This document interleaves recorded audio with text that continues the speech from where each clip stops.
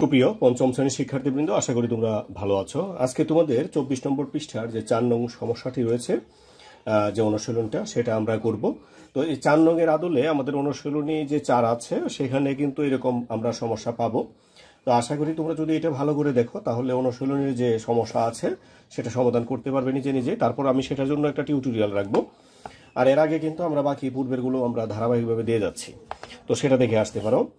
তো এখানে দেখো 4 নম্বরে যেটা আছে, বলছে কি একটি পানির বোতলের ওজন হচ্ছে 120 গ্রাম। এখন মিনা 50 গ্রাম ওজনের একটা ব্যাগের মধ্যে কিছু সংখ্যক পানির বোতল রেখেছে। তার মানে কয়টা পানির বোতল রেখেছে সেটা এখানে জানা নাই, তবে আমরা এতটুকু জানি যে একটা পানির বোতল ওজন হচ্ছে 120 গ্রাম। এখন যে ব্যাগটাই রেখেছে সেই ব্যাগটার ওজন হচ্ছে 50 গ্রাম। তো বোতলের সংখ্যা যদি ক হয় এবং পানির বোতলগুলোর ওজন ও ব্যাগের ওজনের যোগফলকে খ দ্বারা প্রকাশ করা যদি হয়, তাহলে এখানে কি বলছে দেখো, ক এবং খ এর সম্পর্ক একটি গাণিতিক বাক্যের মাধ্যমে লেখো। তো বিষয়টা এখানে যেটা হচ্ছে যে আমরা পানির বোতল ক সংখ্যক নিয়েছি, তাহলে একটি পানির বোতল যদি 120 গ্রাম হয় তাহলে ক সংখ্যক পানির বোতল কত গ্রাম হবে? আমরা আগে যেভাবে করেছি যে 120 গুণ হচ্ছে ক, এটা হচ্ছে পানির বোতলের ওজন, তার সাথে যে ব্যাগটা নিয়েছে সেই ব্যাগের ওজনও যোগ করতে হবে, তাই না? যখন আমরা ওজন দিব তখন ব্যাগের ওজনটা আসবে। তো ব্যাগের ওজন কত আছে? ব্যাগের ওজন হচ্ছে 50 গ্রাম। এই দুইটা মিলে হবে যে মোট ওজন, সেই মোট ওজনটা হবে খ।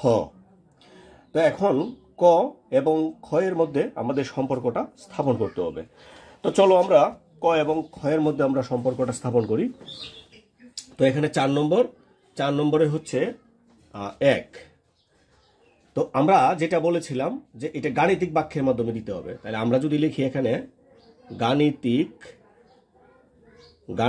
বাক্য, তো গাণিতিক বাক্যটা আমাদের কি হবে যে একটা পানির বোতল 120 গ্রাম, ক সংখ্যক পানির বোতল নিয়েছি আমরা, তো সেটা হচ্ছে মোট পানির বোতলের যে ওজন আছে সেটা। এখন এটার সাথে যোগ হবে কি যে আছে ওই যে ব্যাগের ওজন কত? 50 গ্রাম। তো এখন এই সবগুলো মিলে যে ওজনটা হয়েছে সেটা হচ্ছে খ। তাহলে ক এবং খ এর মধ্যে সম্পর্ক হচ্ছে আমাদের এই সম্পর্কটা।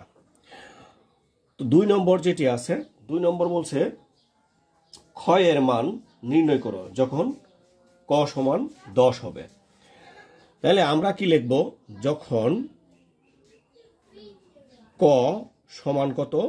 10 হয়, যখন ক সমান 10 হয়। এখন আমাদের তাহলে কি করতে হবে? এই সমীকরণটা আমরা লিখব। তো এই সমীকরণটা আমরা লিখে কি লিখব? 120 গুণ হচ্ছে ক, তারপর যোগ হচ্ছে 50, এটা আমরা লিখব।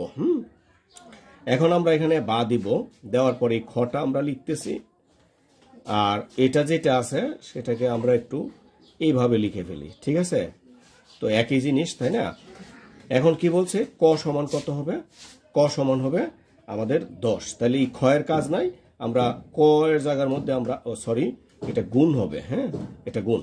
তো 120 গুণ ক এর মান কত হচ্ছে? 10, আমরা ক বসালাম, যোগ হচ্ছে 50। এখন এইরকম আমরা 4 প্রক্রিয়া যখন আমরা সমস্যার সমাধান করেছিলাম, এরকম কিন্তু অনেক সমস্যা আমরা সমাধান করেছি। প্রথমে আমাদের বন্ধনীর কাজগুলো করতে হবে, আর এখানে গুণের চ্যাপ্টারে আমরা এরকম গুণ করেছিলাম, যখন শূন্য থাকবে আমরা শূন্য বাদ দিয়ে দিব। তো 1 আছে, 12 একে 12, এখানের 1 শূন্য, এখানের 1 শূন্য, এই দুইটা শূন্য, আর যোগ হচ্ছে 50। তাহলে এখানে কত হলো? 1250 গ্রাম। তো এটা হলো আমাদের 2 নম্বর। তো 3 নম্বর যে প্রশ্নটা আছে, ক এর মান নির্ণয় করো যখন খ সমান 770 হবে। তো আমরা এখন যেটা নির্ণয় করব সেটা হচ্ছে খ সমান, আমরা এখানে এটা নম্বর কত? 3 নম্বর। 3 নম্বরটা যদি আমরা লিখি, এখানে আমরা লিখব যখন খ সমান কত হবে? 770 হয়। এখন কি আসে আমরা দেখি। তো আমরা কি পেয়েছিলাম? আমরা পেয়েছিলাম 120 গুণ হচ্ছে ক, যোগ হচ্ছে 50, সমান হচ্ছে খ, তাই না? আমরা এরকম সমীকরণটা পেয়েছিলাম।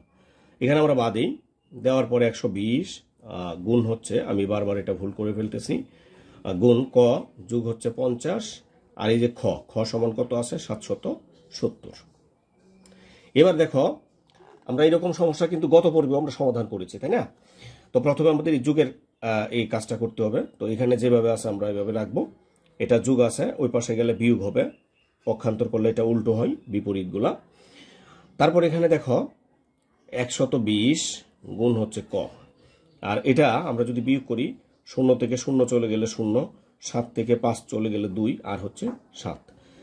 তো এখন কয়ের সাথে এটা সম্পর্ক হচ্ছে গুণ, তাহলে এই পাশে গিয়ে হবে ভাগ, ভাগ 120। তো 0 0 কাটা, 12 দ্বারা এটাকে ভাগ করলে হবে 6, তাহলে ক সমান কত হলো? ক সমান হলো 6। তো মোটামুটি আমাদের 24 নম্বর পৃষ্ঠায় যে সমস্যাটা ছিল, এই সমস্যাটা কিন্তু আমরা সমাধান করতে পেরেছি। তো তোমাদের কাছে কেমন লেগেছে সেটা অবশ্যই জানাবে। আর আগামী ভিডিওটা হবে আমাদের অনুশীলনী 4 যে সমস্যা আছে, অনুশীলনী 4 সমস্যার সমাধান নিয়ে। সেই পর্যন্ত সবার সুস্থতা কামনা করছি। ভালো থাকবে সবাই, ধন্যবাদ।